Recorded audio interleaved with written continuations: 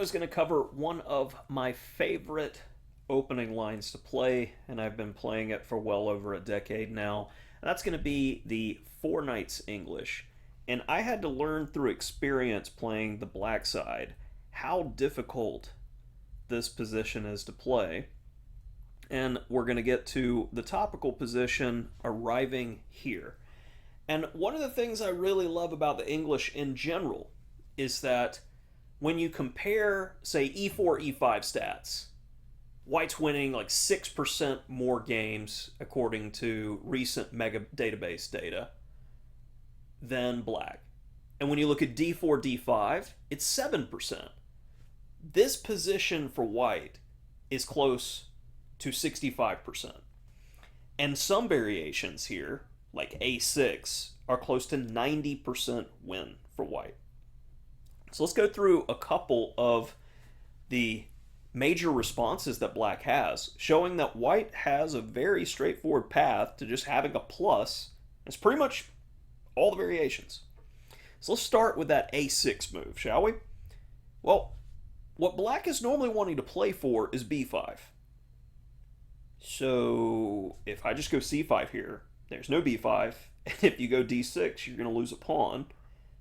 So after queen c7, I secure the pawn, get ready to play bishop f4 with tempo. Let's do that. And now on bishop g5, we're threatening knight d5, which will be devastating. So knight e7 and queen d6. White has a monstrous edge already, and we understand why c5 is just devastating. Next, let's go through the queen moves, queen b6 and queen a5. Well, both of these can be handled in a similar way. Our knight's threatened. If you want to just be solid, you can go e3 and b3 and just develop. Not really have to know anything. If you want to pressure a little bit, knight c2, followed by b3, and then e4. And a lot of these English setups are based off of playing the Maroczy bind. The Maroczy bind is such a good option against Sicilians. We have a way to get to these positions via a different move order. White scores very well. Well, what about queen a5? Again, bother the queen. And as she gets over here, black would love to play for an all-out attack. So we're just going to Maroczy bind again and say, hey, no attack if no queens. After d6, let's get rid of the queens. And after c5, we're already breaking the structure and have excellent play, especially when our knight arrives on c5. It's going to be difficult for black just to even finish development. So we have just a nagging edge. What about knight g4? And this is a line that I played in the past with black and really enjoyed playing it until I had an opponent in the game play a line. He was completely winning out of the opening, and I got lucky. He missed some things in time trouble. So let's see that line that was played against me, which I believe was recommended by Grandmaster Marin in a book 15 years ago, or one of his video series. Well, first, my knight on d4 is hit two ways, so I'm going to go e3. And when in doubt in these sidelines, you can play e3. I'm hitting the g4 knight, so d6. Not a big fan if d6 is played earlier or here with the knight takes lines, because black's going to get a ton of time for the misplaced piece that's going to be on c6.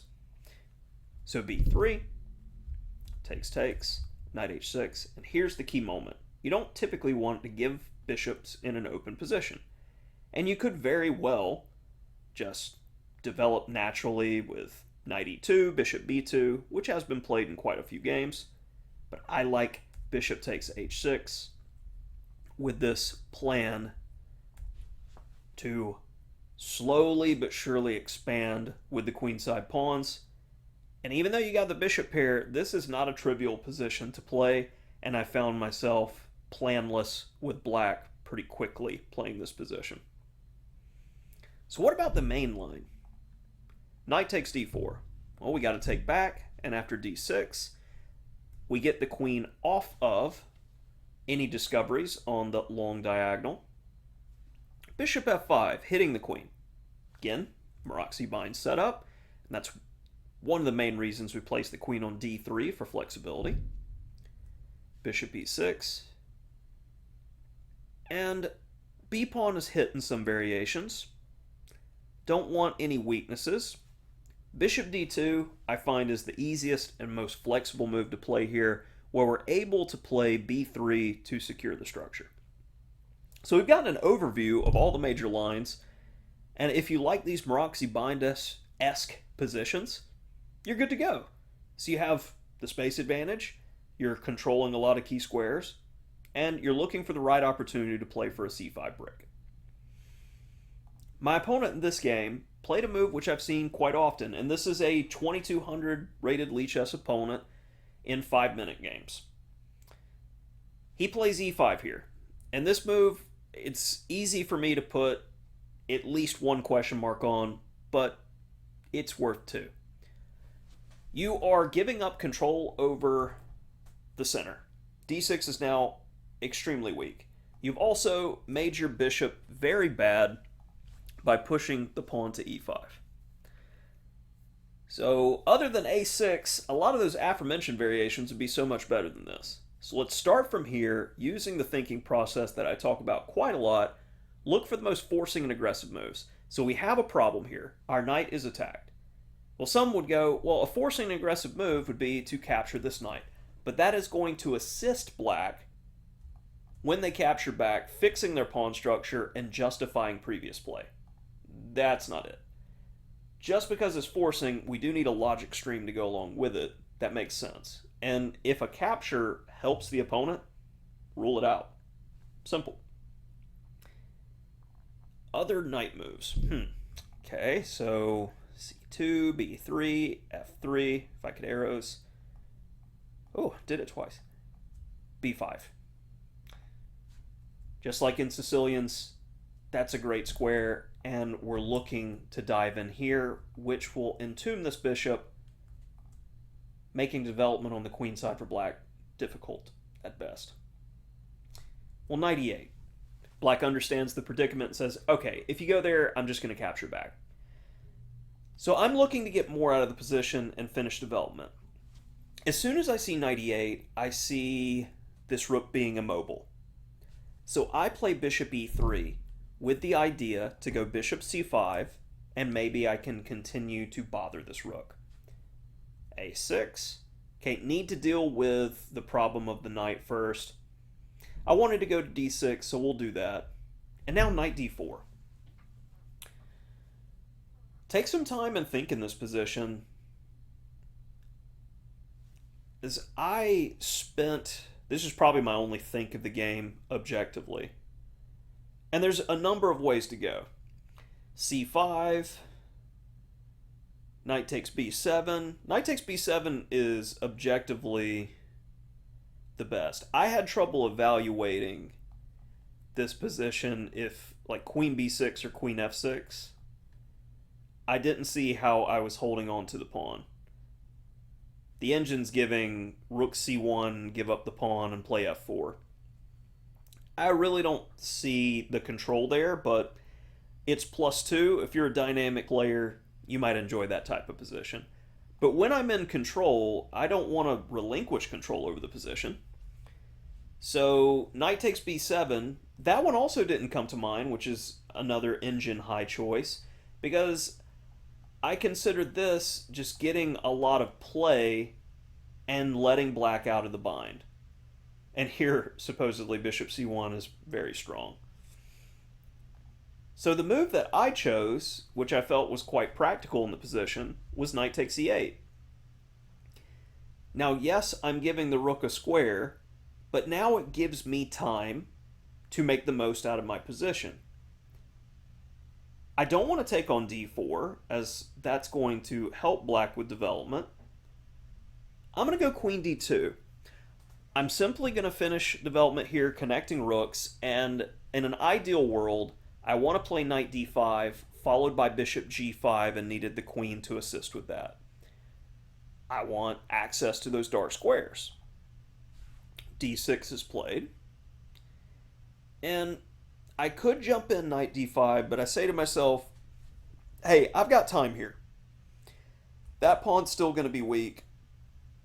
I've got rooks that are destined to be on open file, so let's go ahead and get the rooks to open files. And then my opponent plays knight f5.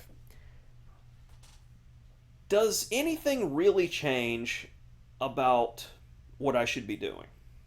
Not really. Yes, he's going to be getting the bishop in the open position, but at the same time, I'm going to be completely developed and ready to attack. Rook ft1. After takes, queen e7. So what's most forcing? Knight d5. Tempo the queen. Now that knight is eyeing these beautiful squares. And this is a theme that you'll see in multiple Sicilians, as well as the English, that say in an ideal world, this is what black would want, because it's limited the ability to attack the d-pawn. The ideal world, they want to create a situation in Sicilians, in these English positions where there's a backwards d6 pawn, for you to be required to take with a pawn. Now, I'm not required to take with a pawn there. And in this case, if knight d5 happened, you would be much better off taking with the bishop and having good pressure. And even though this is bishop of opposite color, this is a +2 position for white. So emphasizing the kind of plans that are ideal, well, you'll see the devastation quickly after knight d5. Well, queen d8 is played. Here you've got some tactics with c5, but I see c5 as a possibility, but I say, why not knight b6 first? So you tell me why not knight b6 first. Because I see the rook being hit on a8, and I didn't even consider the possibility, the most forcing move in the position, that the engine finds and shows that black has at their disposal. And that move is the deflection bishop h6. And this would take away a lot of my advantage, but I still have a very solid plus and continue to press here. In the main game, the far more human rook b8 move was played. I continue with the back-breaking c5, which was why c5 was stronger before knight b6. And after d5, this is another spot where I had to think, because here we can capture d5 so many different ways. But like I said in a previous video, when I know I'm winning, when I know I have the much better position, I'm looking for perfection for myself. So it's very easy to go, okay, rook takes d5, and you get a tempo on the queen. But we can do better. Bishop takes d5 is best.